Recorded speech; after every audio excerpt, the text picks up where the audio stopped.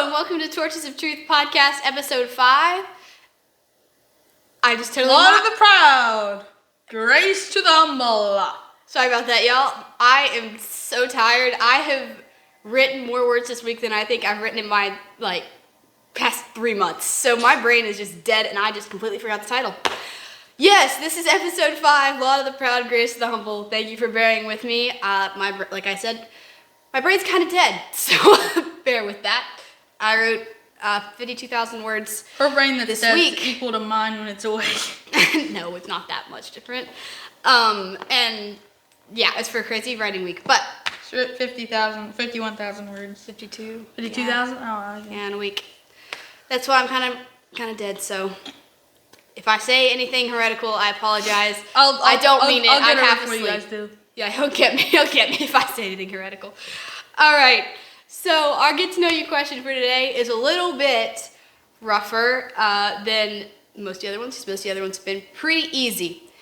This question is: what is a time that you were convinced that you knew something, no matter what it was? You knew something, how to do something, how to put together something without instructions, something like that, and you realized you were either doing it wrong or you weren't correct. I don't know if this directly goes to the question, but I did use the instruction manual, but I got a new airsoft gun a few weeks ago, and I was really excited, and I was reading through the instruction manual, and it was like disassembly for cleaning, and after I'd shot it once, I was just like, oh, I'm just gonna go ahead and clean it, which I didn't realize that you don't really have to clean an airsoft gun because it doesn't shoot any gunpowder or anything like that like normal guns. So I took it apart and everything was going smoothly. I put everything back in its place and I started to slide the gun back together, and then I just heard a and then I looked at the gun, and then I tried to, they had this thing that adjusts how the BBs shoot, and it with a spring came off. So and then I accidentally bent the metal trap door thingy that goes on the inside, and I was like, oops. So I went down to my dad, and I was like, hey, Dad, can you help me fix this? And me and Dad were watching YouTube videos and things like that for 3 hours, and nothing at all. It wasn't working at all, so we just sent it back. So I got a new one, and I vowed never to take this one apart. Yep, very important to completely follow the instructions to the letter. I did completely follow the instructions to the letter. I was just going like this, and I just heard a I don't know exactly. So basically, be nice with airsoft guns. Especially ones that are only $170. Yeah. Okay, so this is just some backstory. Kian, when he was a little kid, and still to this day a little bit, is terrible at remembering song lyrics. I am not. Not anymore. A couple of days ago. Which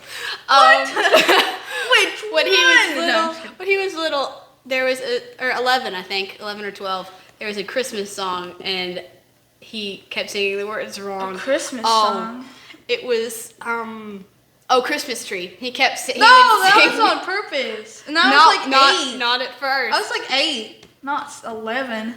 I don't remember when, but he used to sing like 8. Christmas Tree with there's Christmas tree, Christmas tree, I love your branches. Oh, Christmas tree, I love your not only green when summer's here, but also when it's cold out here. And it's cold and dreary is how the song actually goes. If anyone thought that Kian just sang that correctly, then read your Christmas carols. Read your Christmas carols a little better.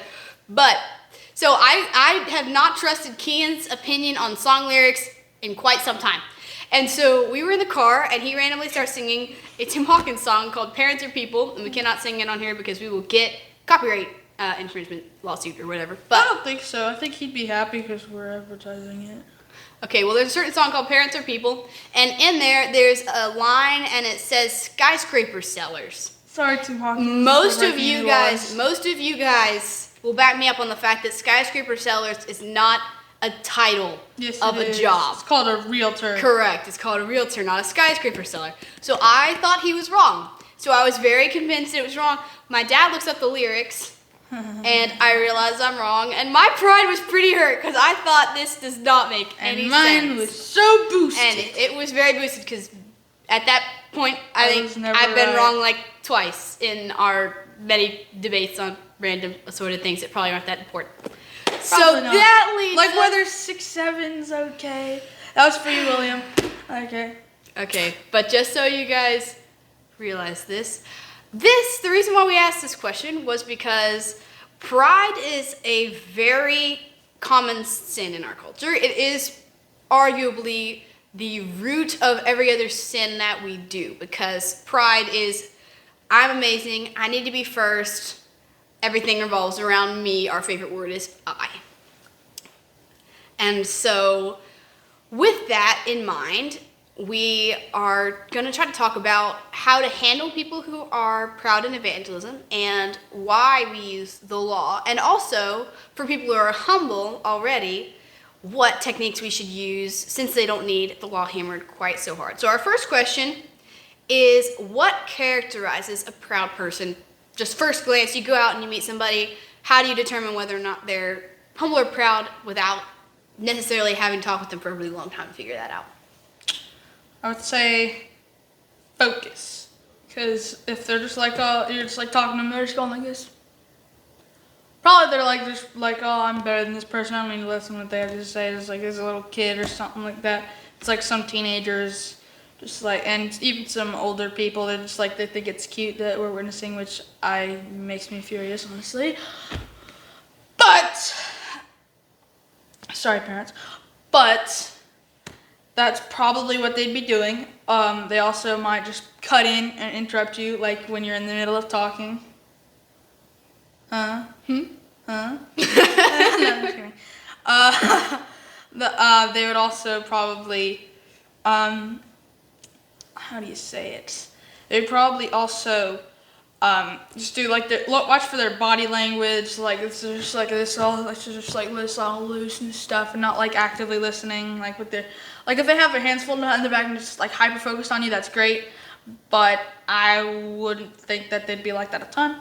But I mean, if they're just like this and they're just like shuffling their feet and fidgeting with their hands, and it's probably not what as a good sign that they're a humble person, because a humble person would listen to you and like they would hear what you had to say, and then they would decide whether they agree or not with you. What about you? Yeah, just going off of the disinterested part, I think this is the most underrated aspect. Sorry about that. I don't know what just happened to my voice. Aspect of pride, because I as I'm saying this, I'm convicted of this because I tend to do this a lot. Is disinterest at its root is thinking this is not important. So this could be going like this, or eyes closed, zoning out. See this a lot in church services. People are doing this. People are fidgeting with their hands. Something. You can tell Kean's being really proud right now. He's ignoring what I have to say. But so disinterest can definitely be a thing, because disinterest is saying this is not important. Whatever you have to say is not important. What I am thinking about right now in my head is more important than what you have to say. So we have to be careful also as evangelists that we don't do that, because if we ask someone a question, we need to be listening for their answer. We don't need to just be like, yeah, you almost done, so I can talk again. So that's something to look out for too, just side note for yourself. Disinterest, like I said. I think interrupting, like Ian said, a lot of interrupting. There's also just kind of a... I need to tell you something. No, I'm just... Also just a way that some people carry themselves. Hey, do you mind if I tell you about Jesus? There's just a way that some people carry themselves. That is proud, and we need to make sure that... I'm not proud. What are you talking about now? that we might need to concentrate. But yes, there are a lot of different ways that you can characterize a proud person, and also, so we are making sure we're not just bashing people that we're going out and evangelizing. This is something we need to watch out for as evangelists, because as you study people more and learn their body language stuff, so you're able to figure out, should we hit harder on the law, should we not? Watch yourself, Because sometimes whenever we see those things in other people, we're very quick to point fingers. And whenever we see it in ourselves and we're like, oh yeah, I didn't really talk that sarcastically. I didn't really do that. And so we just watch it for yourself as well. So just to be clear, we're not just bashing worldly people. Christians can be proud as well, and we need to watch out for that. Okay. So why should we use the law? Specifically for proud people. The reason why we use the law is because, as Paul said, with the law came knowledge of sin. So if you ask a person, are you a good person? I think 95, possibly more, will say, yeah, I'm a good person. Because most people haven't heard the law gone through like Ray Comfort, Todd Friel, and we try to do. So the reason why is because... I can't believe that you put us in Ray Comfort and Todd Yeah, Friel it's in not the same supposed... sentence. Yeah, I know. I just meant we use the same methods that they use. So whenever you do that, I just lost my train of thought, but basically, whenever you see what the law is, then you see how you don't measure up. If you don't have the law, then you can just say, compare yourself. You can just be like, I'm better than Joseph Stalin, I'm better than Adolf Hitler, I'm better than maybe my neighbor down the street. And you can just make excuses. However, whenever you use the law, then it shatters your pride a little bit and it makes you more unsteady. It makes you go, oh yeah, maybe there's a little bit to what this person is saying. So with proud people, you normally have to hit the law a little harder because they might say no to, if you say, have you ever lied before? Most people aren't going to say no. But if you say, have you ever murdered anyone? It's like, no, of course not. Have you ever stolen anything? They're like, no. It's like, well, have you hated someone? Yeah. Well, then that's murder. Have you taken a toy from your sibling when you were younger? Have you taken a piece of candy from a store? One of those little jars on the thing that says only take one, you took two, something like that. And it's like, I have yes. to admit, I think my parents have done that just with the 6 of us, but we normally get permission first. Yes. But I think doing that, definitely you have to hit harder, and that's why. Because proud people will say they're good people, and you have to prove to them that they're not. And we have to obviously be humble whenever we do that. What about you? Anything to add to that? No, although they just said take one. They didn't say take. They said you can't. They didn't say you can't take one for each person. Okay. Well, we also use the law to show someone how they need Jesus. Because if you're sick, you don't think you need. If you're not sick, you don't think you need a doctor. If you're not a sinner, then you don't think you. If you don't think you're a sinner, you don't think you need a savior. Correct. So we use the law to bring people to see how wicked and how dirty and how truly evil they are, and so that we can show them how good Jesus was and how good God was to send Jesus down to die and to raise from the dead for us. Sorry, We're struggling today. I just missed my preposition so bad. Yes. Homeschool. No, I'm just kidding. Homeschool grammar is really fun. But yes, I would say that. All right. So, the title of this was Law to the Proud, Grace to the Humble. So, what are some times that it's appropriate not to push in super hard on the law part of the gospel? How do you handle someone who you can kind of tell seems maybe either humble, or if you want to give them more like a more worldly aspect, you could say they maybe they look depressed, maybe they're sad, maybe they're just like, you can tell that something's off in the fact that they're not carrying themselves like a proud person. They're carrying themselves more like a self-deprecation type of pride. So if someone's like that, then how would you approach them specifically? How would you approach them? So you approach them with the gospel, obviously. I wouldn't go through like the entire 10 Commandments and hammer them lower than they already are, probably, because that's just not really nice, because people already know that.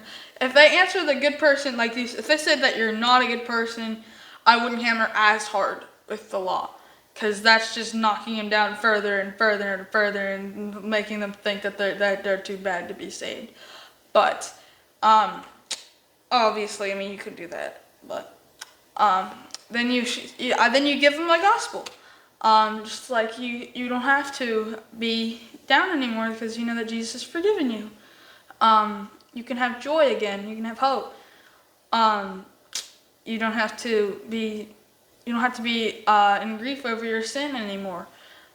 these people will be really excited about that, and that Jesus forgiven them, and Jesus loved them so much that he would die for them. I can't really think of anything else besides that. What about you? Yeah, I definitely think that what he said was good. With people that are like that, a lot of times what I've seen some certain people do is they treat everything like there's one way to do it, and there isn't really one way to evangelize, as I've said multiple times. There are so many ways. And I think whenever sometimes people try, especially beginning evangelists, which makes perfect sense. There's only a few right ones though. Is to just use one thing. And so if you have somebody, for instance, who you ask, "Are you a good person?" They say no, and then instead of being like, so have you lied? Have you stolen? Have you done this? And then they're like, "Yeah, stop it. I already told you. Like, I know I'm a bad person." And then it just knocks them lower, like you said.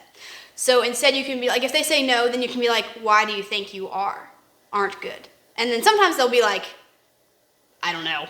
I just think that's what you want me to say." So if that's the case, then you need to actually go into more of the law, because that person's just trying to get out of the conversation. But if someone's like, "Well, I've done a lot of bad things in my life," then you can kind of be like, so have you lied or stolen or something like that? And they're like, "Yeah." Then you can say, "Well, I have good news for you." And then you can go into like the gospel of how Jesus came to take on those sins and die so you live forever with him in heaven. So that's a good thing. Like a kind of an example of this is if you have a little kid, and you have one kid so these are both like 6-year-olds. So they have the ability, for the most part, most 6-year-olds have the capacity to understand right from wrong. As far as like if they go steal a piece of candy from somebody, they're going to be like hiding it from their parents because they realize, "Oh, I'm going to get in trouble." So if you handle one kid, and you have the one kid who's this sweet little kid who, if they mess up, they're going to cry so hard, and they're going to be like, "I'm so sorry, Mommy, I'm so sorry." With them, if you catch them in a compromising situation where they have some stolen candy or something, and then you ask them, "Did you steal this?" And then they're like, "Yes, I'm so sorry. Will you forgive me?" Then you can be like, "Yes." You don't go like, "You impudent wretch!" Yes, you'd be like, "Yes, we forgive you, and Jesus forgives you as well," and like go in, and then you can tell them like Jesus died for that sin too, and we understand. But if you have the kid like me at 6 years old, me. Well, actually, it was probably more you than that. If you have Kian at 6 years old, who is a holy terror, and if Kian stole a piece of candy from a kid, I think God was going like that whenever when I was like 6 or 7. Okay, well, if Literally. so if this little kid stole a piece of candy, he's eating the candy. His parents go up to him and they're like, "Did you steal that candy?" He's like, "No." And they're like, "We didn't give it to you. We saw you take it from that kid." And he's like, "Nuh-uh, this was my candy." I didn't do that, but No, I'm just saying this is a random kid. This is a random kid. And if they do that, then you have to be like, whatever this kid's name is, this is a sin. Like God said you cannot steal. And this sounds like you are talking to a 6-year-old, so this is just my phrasing for a 6-year-old kid. So with this kid, you have to kind of like, not legit shake him, but you have to kind of be like, "Bro, this is wrong. Like, stop thinking you're so great. Like, this is a sin." And then once that kid gets to the point where they're like, "Oh, yeah, I'm sorry, I shouldn't have done that," then you can go into that. But this is just kind of like an example. Whenever you have people that are like very repentant, then you just give them the gospel right away because they understand it. But if someone doesn't understand, then you, just like in math, if you start with a concept and you don't understand it, you can't move on from that concept until you learn that base one. So just like with evangelism, if you don't understand the basics that you're a sinner, then you can't move on to the gospel. So like you don't start with when you don't know multiplication, you don't start with exponents. correct, something like that. Yeah. So as we close for today, we want to talk on for a few minutes on how the humble will inherit the kingdom of God, as Jesus says in Matthew 5. So, Helena, how would you say, that in a literal sense, how will the humble inherit the kingdom of God? Well, so typically on earth, there are some situations where God blesses people on earth, but a lot of the time, it is in heaven. But as far as some just practical things that can happen when you're humble, a lot of times if you're humble, people will notice and they will ask you about Christ. And because they will ask you about Christ, then you're able to bring people to the Lord. And bring people to the Lord, therefore, leads to more people in heaven. And so that's just kind of a way that you can't take anything with you from this earth except for people, is what I've heard a lot. So in that way, you kind of can, because you're taking people with you. Eventually, in the end times, Jesus will come to earth and will reign on earth for a while, like legitimately reign on this earth. And during that time, all of his followers will come, and only the humble in heart are able to enter the kingdom of God. And so, in that sense, we literally will, as Christians, we will inherit the earth with that. But humility also is the biggest trait that Jesus exhibited, and Jesus had all power. Jesus had every reason to be condescending to us, to be arrogant, anything like that. He can't because it's in his nature, but he had a legitimate excuse to. But yet he chose to wash the disciples' feet and to serve.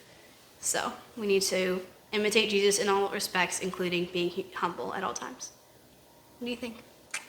I agree with everything you said. I will say though, almost all the people that Jesus chose to be really great leaders in the Bible were all humble. Moses was the king, was the next in line to be Pharaoh probably, but he messed up and from his pride, and the Lord humbled him over those years. And then, like we see when the Lord approached him at the burning bush, he's like, "No, Lord, don't pick me, pick someone else, pick someone else." Which he wasn't good that he argued with God that long. It's amazing that God didn't strike him dead. And even David was a shepherd. He probably would not be your first pick to be the king of Israel. His brothers were all bigger and stronger and faster and smarter than he was. But they didn't love the Lord like he did. Elijah he wore leather and a camel. He wore camel's hair and a leather belt. Elijah? Yeah. John the Baptist? No, he wore a garment of hair and a belt of leather on his waist. That's what it says in 2 Kings. Oh. Elijah legit did come back and John the Baptist. I didn't know that part. Bible trivia, anyone? You can tell who reads 2 Kings a lot more than me. I just listened to it because I liked the battles when I was little. But because we had like the dramatized Bible, I was just like, "Rah!" I just like that. But yeah, and like even John the Baptist was born of people that were really old, and he also lived in the wilderness. Not exactly your pick for a great prophet. Jeremiah, it was Ezekiel. Ezekiel was a shepherd too, I think. And Paul was a murderer. Yeah. And Peter was a fisherman. He was also a hothead for a long time, and then you could just see over the years. James and John also were hotheads. They wanted to call down fire and kill some people. God humbled each of these men. Yeah, he did. God picks the humble. He uses he shames the proud with the humble, and he shows grace to the proud, but he opposes the proud, but he gives grace to the humble, as James says. I think that's it. Yeah. Thank you guys so much for watching. We will see you next week. Apologies, this a little late for apologies, but sorry for this video being released on a Thursday. I know we normally do Wednesday. But as I said, my brain has been completely dead this past few weeks. We were crazy busy. Yesterday we were crazy busy with Bible study and church and stuff. So we will see you hopefully actually on a Wednesday next week. So bye. Bye.